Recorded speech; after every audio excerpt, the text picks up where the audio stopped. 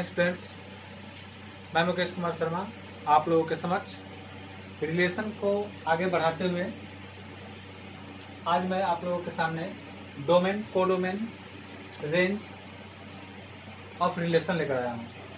कहने का मतलब कि रिलेशन से हम लोग पहले परिचित हो चुके हैं।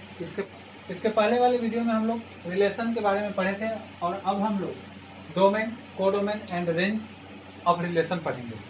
अर्थात रिलेशन का डोमेन, कोडोमेन और रेंज क्या होता है ये जानेंगे। डोमेन का मतलब होता है प्रांत, कोडोमेन सह प्रांत और रेंज का मतलब परिसर होता है।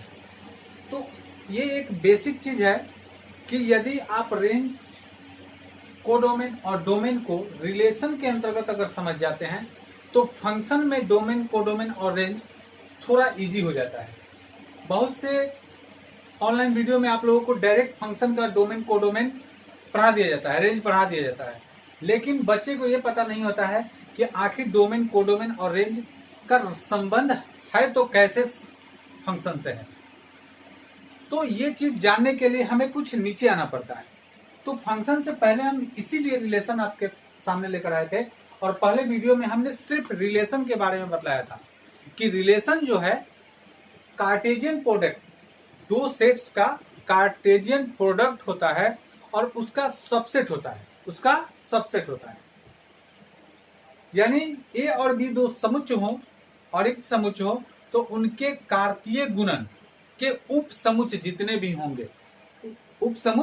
भी होंगे वे सब संबंध होंगे, जो पहले वीडियो में हमने बताया था।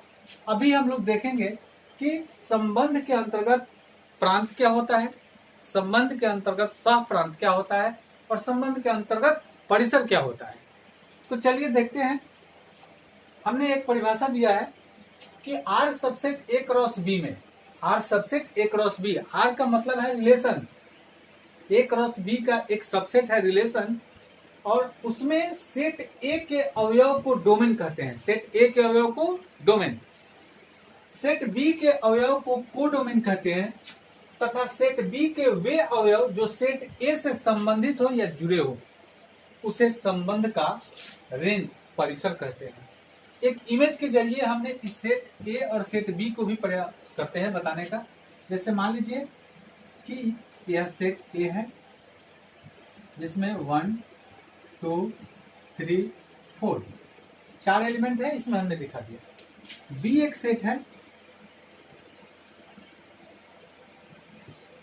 और इसमें 3 एलिमेंट्स जो अल्फाबेट में है, ए, बी और सी, और ए से बी के अंतर्गत हम एक रिलेशन आर को रिप्रेजेंट किए हैं और वो रिलेशन यहाँ ऑर्डर पेयर के साथ दिया हुआ है कि 1 ए से रिलेटेड है, 1 ए से। इसको हम ब्लैक मार्कर से रिलेट कर रहे हैं कि 1 का संबंध ए से है, फिर 1 का संबंध बी से भी है, 1 का संबंध बी से भी है, 1 का संबंध सी से भी है, 2 का संबंध सी से है, 3 का संबंध बी से है, 4 का संबंध सी से है।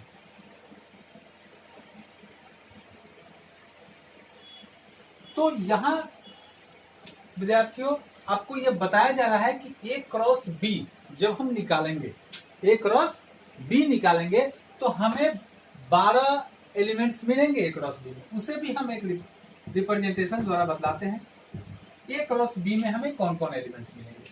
तो ए क्रॉस बी में जब एलिमेंट्स हम निकालेंगे 1, 2, 3, 4 क्रॉस ए, बी, सी, जब इसका क्रॉस कराएंगे तो ऑर्डर पेयर हमारा बनेगा 1A, 1B, 1C, 2A, 2B, 2C, 3A, 3B, 3C, 4A, 4B, 4C, ये हमारा ए क्रॉस बी होगा। तो इस A क्रॉस B के एलिमेंट को काउंट कर लीजिए कि A क्रॉस B के एलिमेंट कितने आ रहे हैं। तो 12 एलिमेंट आएंगे, 2 3 4 5 6 7 8 9 10 11 एंड 12। तो 12 जब A क्रॉस B के एलिमेंट आए तो इसके सबसेट जो होंगे, subset of A cross B, तो इसके सिर्फ नंबर को हम बतलाते हैं, number of subset of A cross B। 2 की पावर 12 बहुत बड़ी संख्या होगी, बहुत बड़ी संख्या हो जाएगी। तो 2 की पावर 12 बहुत बड़ी एक संख्या होगी। तो 2 को जब हम 12 बार गुना करेंगे, 2 को 12 बार गुना करेंगे तो हम देखेंगे कि बहुत बड़ी एक नंबर आएगा। तो उसी में से एक संबंध हमने ये लिया है।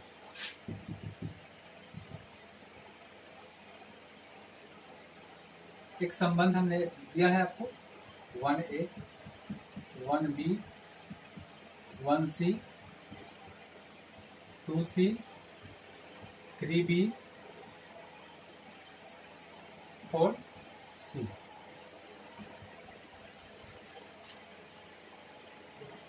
ये एक संबंध दिया है। तो ये जो रिलेशन है इसका एक सबसेट है, क्योंकि ये जितने भी एलिमेंट हैं ये सभी एलिमेंट A क्रॉस B में उपस्थित हैं। तो जब एक सेट का सभी अवयव दूसरे सेट में अगर उपस्थित होता है, शामिल होता है, तो वह सेट दूसरे सेट का सबसेट हो जाता है। तो R यहाँ सबसेट है A क्रॉस B का। हमें यहाँ सिर्फ यह जानना है कि इस संबंध का डोमेन क्या होगा, कोडोमेन क्या होगा और रेंज क्या होगा। तो डोमेन, कोडोमेन और रेंज को जानना है तो A क्रॉस B में सेट A के एलिमेंट को हम लोग डोमेन कहते हैं। यानी यह एक A से B में संबंध है तो R का डोमेन हो जाएगा domain of R। Domain of R definition में चलते हैं। डोमेन किसको कहा जाता है? सेट A के एलिमेंट को। तो सेट A के एलिमेंट कितने हैं? 1 2 3 एंड 4। कोई डाउट? और 1 2 3 4 इसमें भी हैं। 1 2 3 4। यानी दूसरी भाषा में हम कह सकते हैं कि A क्रॉस B के प्रथम प्रविष्ट को, फर्स्ट एंट्री जो ऑर्डर पेयर बन रहा है उसका पहला एलिमेंट जो होता है, विदाउट रिपीट किए हुए अगर लिख देंगे तो हमारा डोमेन निकल जाएगा उस संबंध का। कोडोमेन की तरफ चलते हैं। कोडोमेन उससे भी आसान है, R मतलब संबंध का सहप्रांत। तो B के अवयव को हम लोग कोडोमेन कहते हैं। B के अवयव को यानी second entry A B C, यहां भी देखिए A B C ही आएगा। तो A B C कोडोमेन हो गया। उस संबंध का सहप्रांत क्या हो गया? A B C। अब रेंज की तरफ चलते हैं। Range of R, range of R की तरफ देखेंगे तो range of R set B के वे अवयव होते हैं जो A से जुड़े होते हैं, संबंधित होते हैं। तो सेट B के कौन कौन से एलिमेंट हैं जो A से जुड़े हुए हैं? तो B के यहाँ सभी एलिमेंट इससे जुड़े हुए हैं। तो सेट B के सभी एलिमेंट जुड़े हुए हैं। तो set B A B C, ये आपका रेंज हो गया।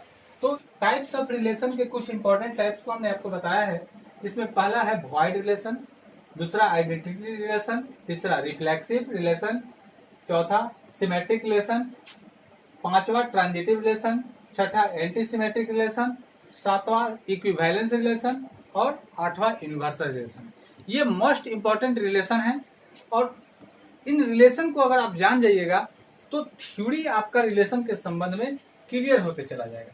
तो इसके डिफिनीशन को आप समझिएगा, लेकिन पूरा वीडियो पहले समझिए। और टाइप्स चूंकि ज्यादा है इसलिए हम चाहेंगे कि इस टाइप्स के नाम को हिंदी में भी आप जानें कि हिंदी में इसका नाम क्या होता है।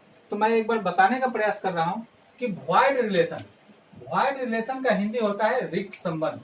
वॉइड रिलेशन मीन्स रिक्त संबंध। आइडेंटिटी रिलेशन, आइडेंटिटी रिलेशन का मतलब होता है तत्समक संबंध।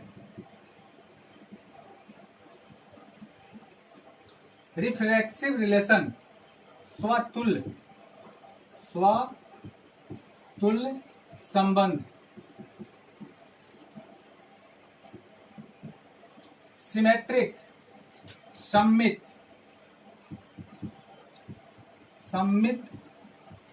संबंध,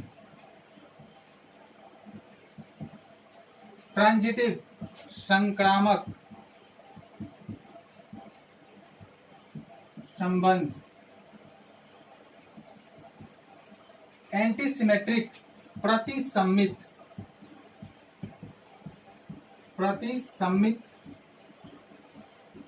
संबंध,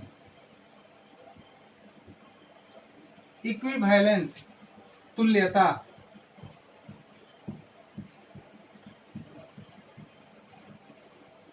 संबंध, यूनिवर्सल सार्वत्रिक संबंध।